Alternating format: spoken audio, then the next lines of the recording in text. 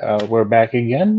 Today we're going to be talking about another Kickstarter project that is, I believe it's almost wrapping up, but it was one that we were able to announce over on Comic Watch. It's the I Feel Doomed anthology, and it's a dark, humorous comics anthology that turns generational collapse into creative catharsis. I mean, who doesn't feel doomed these days? But Yeah. we and that voice is Joe Karg, and so let's bring him in and find out about his himself and his work on the anthology. So what, I'm getting the feeling this is not like a feel good, uplifting type of project. Well, it's not entirely a downer. I'll tell you that. When I started working on it, um, I gave everybody that was contributing kind of like free reign to tell the type of story that they wanted to, and to interpret this idea of the anxiety that we're feeling about, or the way that we're feeling about doom in the world right now. And I would say it's a pretty good mix of comedy and depression and brutality and catharsis. Like there's a lot of different types of voices that are telling stories in here. So um, I like to think that you know when you read the book, that it'll be a bit of a roller coaster, emotionally. Well, before we find out more about the project itself, let's find out about you, both as a comic reader and as a a creator. Yeah, I'll tell you anything you want to know. Well, do you remember the first? Do you like remember the first comic book you read, or maybe the one that kind of said made you want to read more and get into this crazy business? Yeah, 100%. I had an uncle who was a big Marvel collector in the 80s. And when I was 9, he gave me, he had an extra issue of X Factor #1 that he let me have. And it felt at that time like a treasure, like something really precious.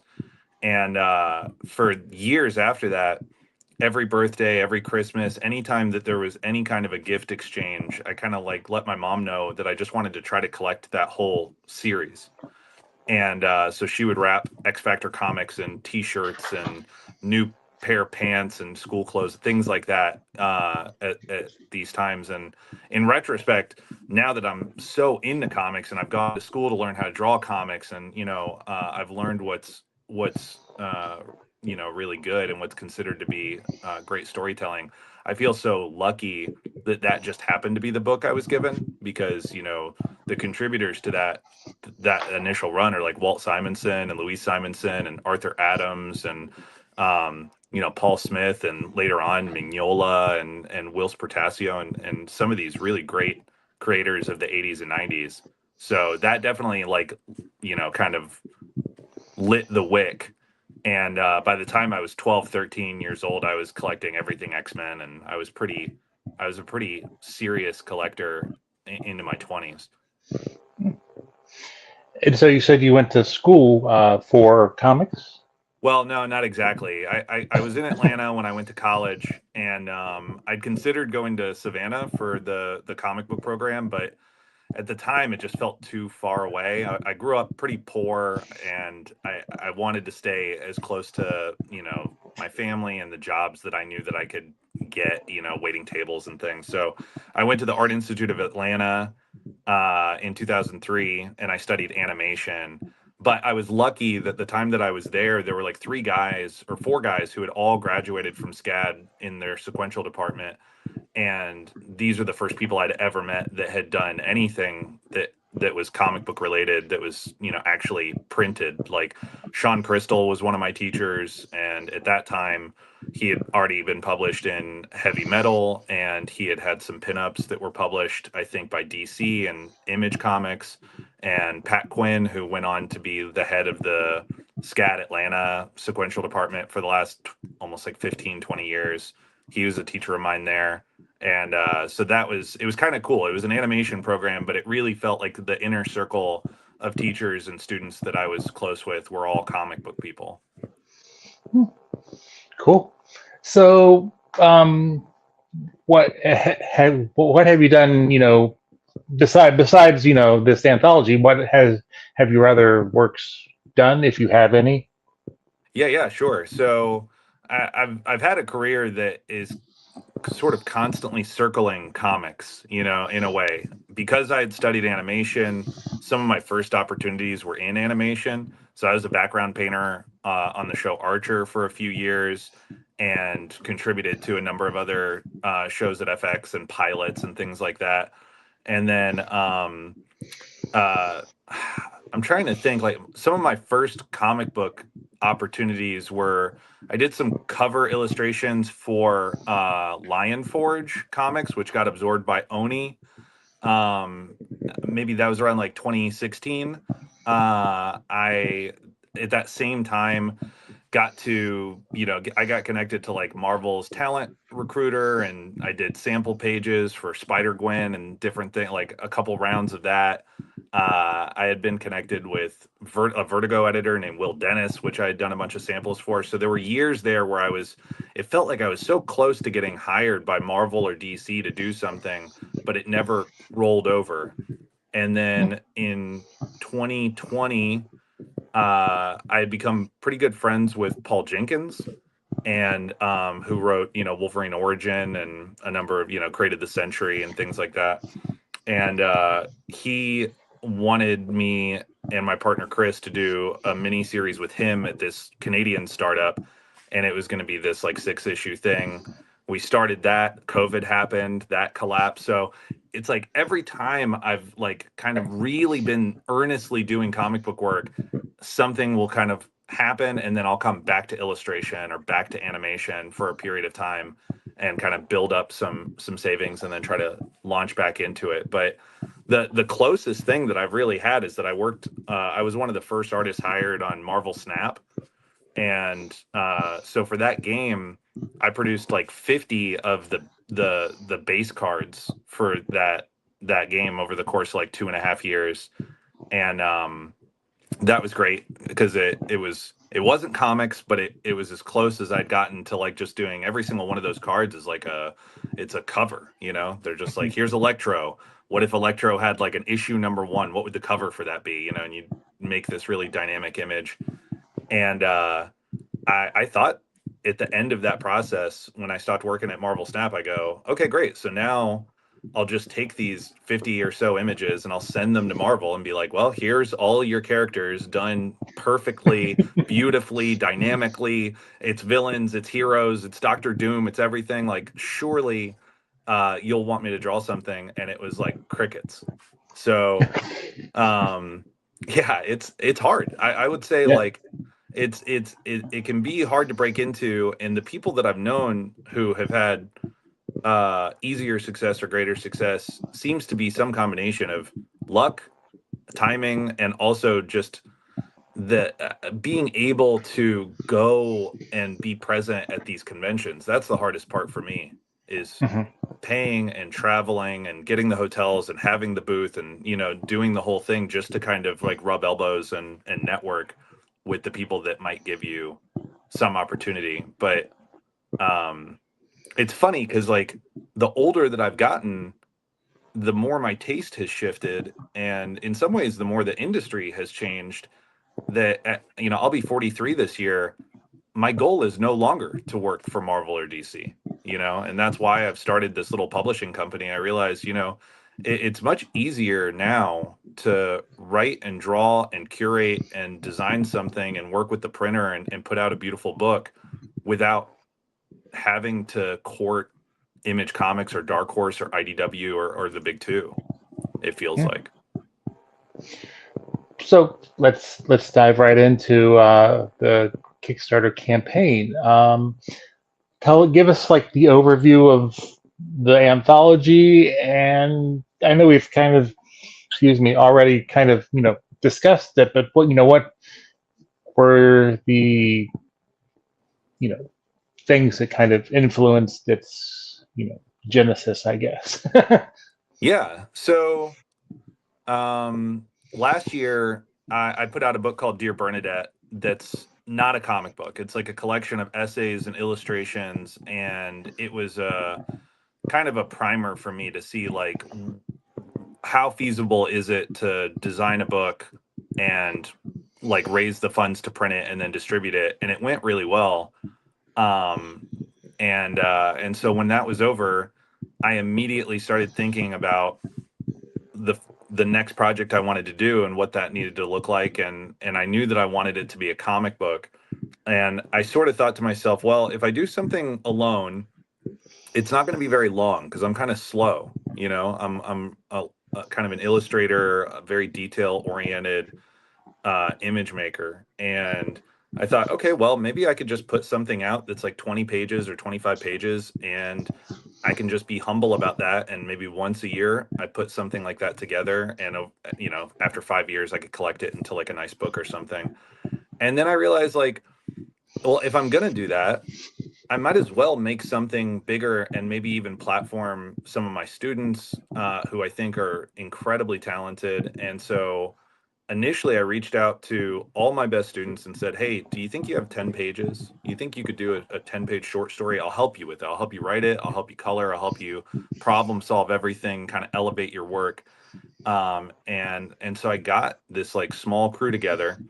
And then once I had that and I realized how talented everybody was and how great this little anthology was, I started reaching out to my professional friends, people that were storyboard artists on Rick and Morty. And my friend Rustem is one of the best figure artists I've ever met. He worked on Game of Thrones and Guillermo del Toro's Pinocchio, but he's never done a comic. And so some of these pros that are animation people or concept people, I said, why don't you throw in and do something that's between, 2 and 10 pages, and it kind of grew from there. And so now what it is kind of a 50-50 mix of like really seasoned professionals, people that are international, people from Spain and Italy and the UK, as well as a bunch of American illustrators, and then these kids who have never been published before, and they're making these like really, really impressive little short stories. So, kind of give us an overview of I guess, the range of stories that are included in the anthology. Yeah, great. Yeah, I'll give you a sample of a couple pitches. Like my story, for instance, is kind of about my wife and I trying to get pregnant with our second kid and how difficult that was. And so it's a story that opens with these two people who are kind of brutally exhausted, realizing that they have to have sex, and neither of them want to do it. And and so you go into the head of the husband as he's trying to sort of get himself in the mood. And then what unfolds is like a 16-page, brutal, kind of like violent story between these two cavemen fighting in this cave over resources. And they're having this kind of philosophical conversation about the power of words and the power of myth and things like that. So it's something that kind of mixes, you know, in a way like my love of comic books like Hellboy and Mignola type of story with something else that I think is really great, which is like maybe an episode of Curb Your Enthusiasm. and and so that's one that's kind of like it's a two-hander a little bit. Like it's got comedy and it's got mythos, and it's got some really, really beautiful illustration. And I'm working with my friend Chris Bivens on that. He's a great illustrator. And then another one of the ones that was pitched by one of the students is a story about a little girl raised in like a very like dogmatic religious household. And she was told that, if you ever lose your faith, if you ever lose connection with God, that you'll go to hell, and you'll lose connection with this like deity, and you'll lose connection with this love. And so at a very early age, she every night when she goes to bed, she prays to God for him to kill her if he ever feels that she's kind of slipping away. And it's a really powerful, true story from one of our creators, this artist named Joaquim, that it is just like it's stylized, and it's cartoony. It's kind of manga influenced, but it's brutally upsetting, you know, to think that, you know, a little kid like that is like sort of already thinking about death and kind of almost hoping for it. And of course, this kid grows up to be queer and does lose their faith, etc. You know, so that's another angle that's in the book. Um, there's a great story by an Italian artist named Claudio Acciari, who it's silent. It's a black and white silent story that looks like something that's out of like 1950s animation, like little storyboards. And it's a story about a character who basically gets a creative job where he just ties these bows. He goes to a factory where, you know, his job is to tie these beautiful bows on these boxes, and the longer he works there, the more elaborate his bows become, and the more that the place demands that he ties more and more elaborate bows. So he goes home and he has to spend all of his time at home stressing and, you know, fretting over these bow designs. And it's the whole thing's a big metaphor for like the kind of animation corporate system that it attracts the best artists in the world and then basically just chews them up and Mm. strips them of any joy that they ever found in art to begin with. Um, but yeah, it's that and more. Like there's I feel like every single one of the 30 stories that's in the book is really in a pretty great contrast to the others. None of them feel like two people sort of saying the same thing or telling the same kind of tone. So, um, how did you, as you're, you know, also editing this book, how did your experiences, you know, in your other career paths help you with that, or was there, you know, something that you kind of had to learn, or kind of? Mm. Yeah, I mean, I think being a college teacher, I've done that for 12 years. Mhm. And that's probably the best training that I have for taking on an editorial role, because you're constantly just course correcting and evaluating and critiquing people's creative choices. And and you get really good at understanding, like the first, I would say like the first 5 years of teaching, what most teachers are doing is designing course material and conducting their class um, for themselves. You know, they're trying to create what they think is the best version of whatever it is, an illustration course or a drawing course or a storyboarding course or whatever. And they kind of cherry pick the best things that they kind of experienced in their own education. But I think if you, when you really start to become a great educator, you realize that not everybody is you, and there's different types of learners, and there's different people with vastly different experiences that have different tastes, and you have to become a really a skillful listener, you know, Mhm. and you have to be somebody who can kind of tune in to a frequency that is not your frequency. And so with working with all of these artists on this anthology, I kind of feel like the easiest thing and the hardest thing to do is just to kind of um, try to step into the shoes of the person who's trying to express something very strongly, and then give them give them helpful notes for how you think, you know, you can elevate their piece, or invite them to kind of think about whether or not something is functioning at the level that it needs to be, in order to resonate maybe with a wider range of people. Like the young people in the project, their view is often too narrow. They're making something that's really, it's too much for just themselves. And then I think the older people in the project, they're almost they're too trained by commercialism and selling and things like that, that you have to kind of invite them to be a bit more specific and a bit more vulnerable in the work that they're pitching. And I know one of the contributors, we were talking about this before we began, one of the contributors to the anthology is Danielle Corsetto, who I became aware of through the Comic Geek Speak podcast community. And tell us a little bit about how, you know, she became involved in the project. Yeah, she's somebody who, this doesn't happen very frequently. certainly much less than I had hoped it would when I was younger. But you go to a convention and you walk the floor and you have these little micro interactions with other artists who may or may not know that you are also an artist. And I met Danielle at HeroesCon last year, and in the span of about 60 seconds, I feel like we had this connection. Like we just were very friendly, very tuned in with each other. I think we're both a little bit provocative. We're both like very humorous people.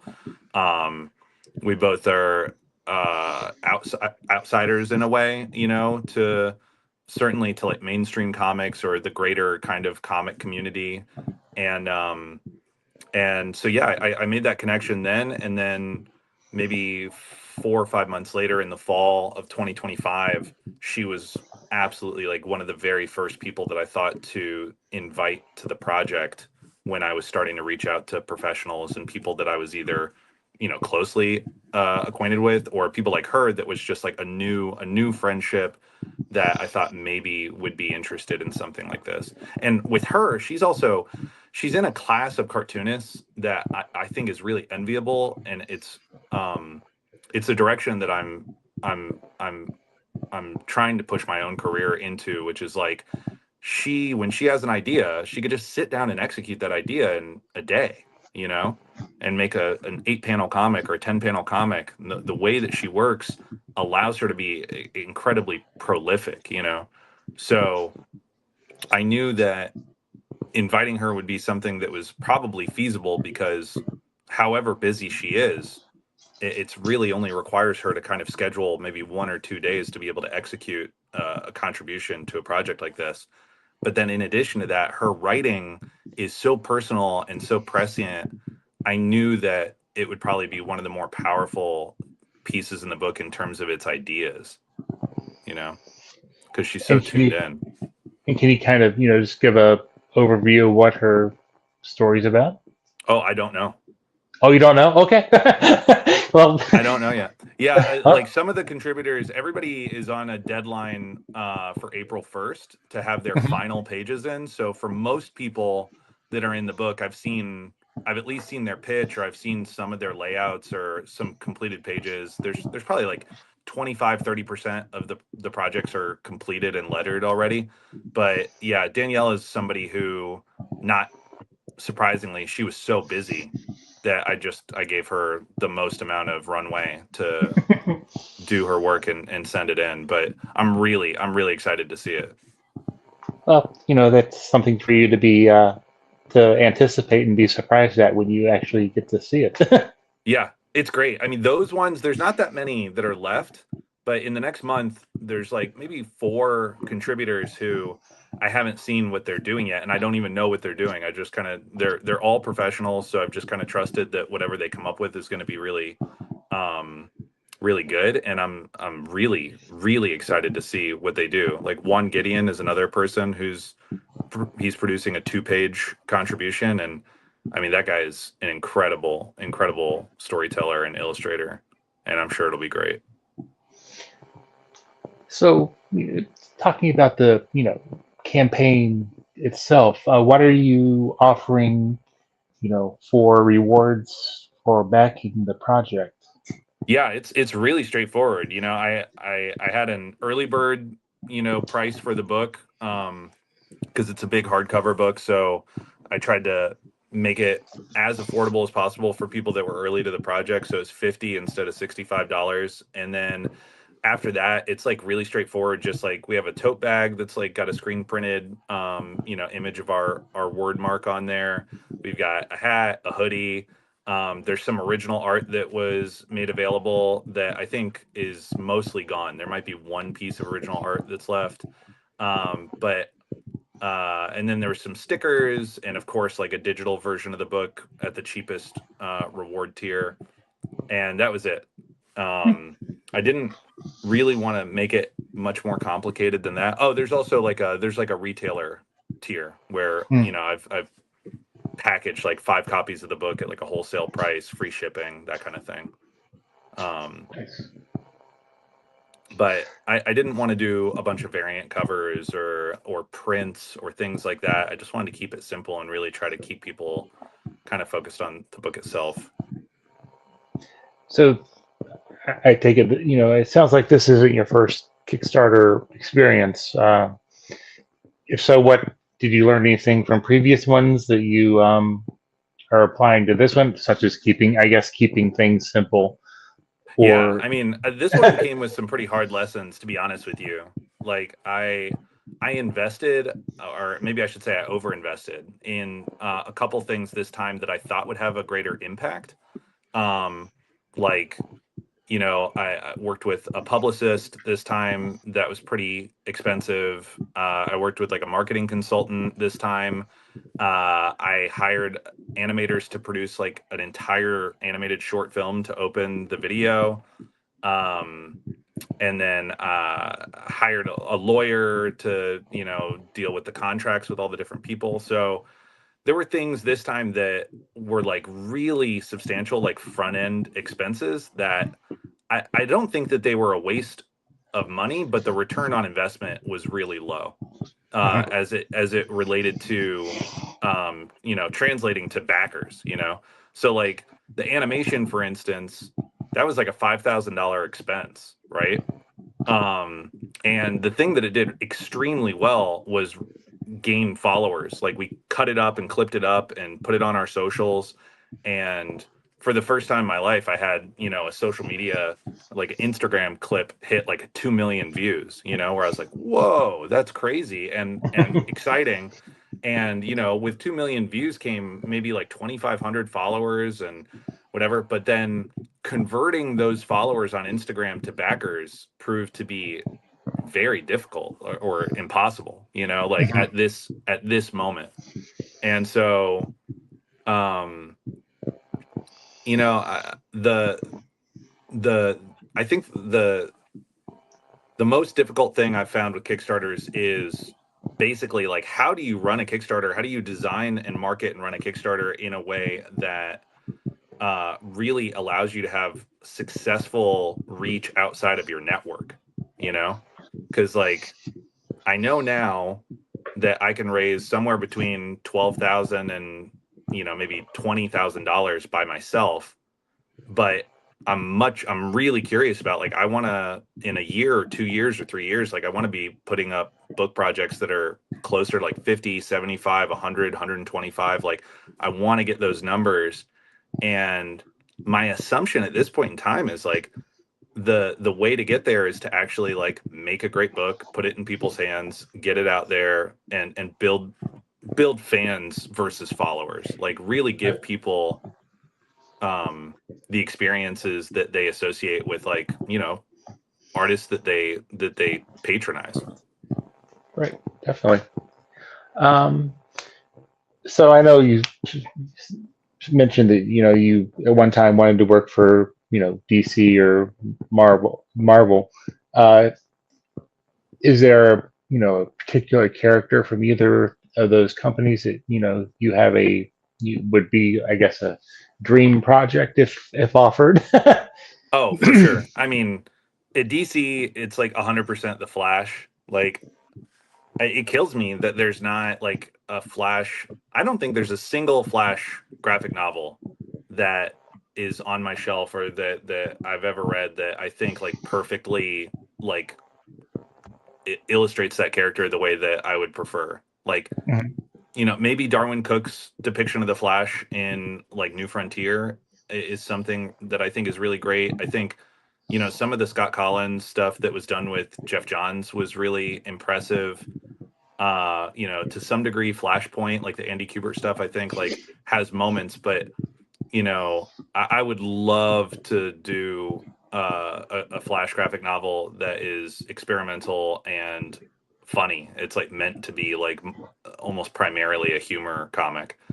And then, at Marvel, it's hard to want to do anything that's not Spider-Man, because Spider-Man is like the Flash and the Spider-Man, I feel like are two characters that I really connect with. But um, I also I kind of feel like for like the type of creator I am and the type of writer and artist I am, like maybe the character that I would want would be like something like what they're doing with like Absolute Martian Manhunter or something, you know, like Hmm. where it's like give me a character nobody cares about, or give me a character that you guys are like willing to sort of get out of my way and let me do some weird stuff with. Right. Um, and that sounds fun, but like, yeah, I don't know. Like growing up, I was such a huge X-Men fan, and the thought of being able to like write an X-Men comic is exciting, but it also sounds like something that would be so uh I just assume it would be really difficult to get in there and do something with those characters that I would want to do. Hmm. Like I kind of think about like, do you remember when Jason Latour took over like Wolverine and the X-Men from Jason Aaron? I don't know how Yeah. much you like read that stuff, but like that was something where like I had known Jason and I knew some of his sensibilities and the things he was interested in and things he had talked about doing, and like I feel like if you read that run, it's not reflective of his taste very much. You know, it feels Hmm. very much like it's like editorial is driving the narrative, and then he's there just to kind of like put some seasoning on it or something, you know? Right. Oh, So yeah, it's tricky. I mean, it's tough. Like in order to have autonomy, you have to kind of have power. In order to have power, you have to have fans. You have to like kind of have like won awards and have some kind of gravity in that world, which just feels like kind of a far way away. but I mean, at least you're able to. For now, you're able to do your own things, and you don't have people dictating you how to play with those toys. I mean, it's true, and now too. I mean, there's just so many examples of like that book Casanova, the Matt Fraction book, right? Like that was a book that he had pitched as a Nick Fury, like a young Nick Fury project to Marvel, and they rejected. And he goes, "Okay, well, I'll just do this at Image. I'll just kind of do young Nick Fury, call it something else, do it over here." And like Invincible, I think is another book like that. I feel like Invincible was a Superboy pitch, maybe, or something along those lines. And then Kirkman just kind of was like, "Oh, okay, well, if I'm just going to do it by myself, like I can make it something that it can play by really different rules."